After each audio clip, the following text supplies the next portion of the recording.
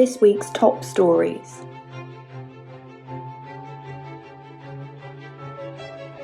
Boris tightens COVID restrictions and re-prioritises working from home. In light of the rising number of coronavirus cases, people are being urged to work from home and plans to restart conferences have been paused. The software company Templa has been acquired by Innovise.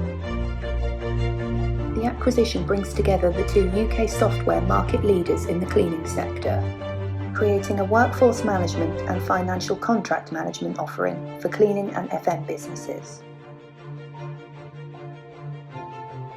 HMRC has accepted £215 million in furlough returns, where the money was mistakenly claimed or discovered to be unnecessary.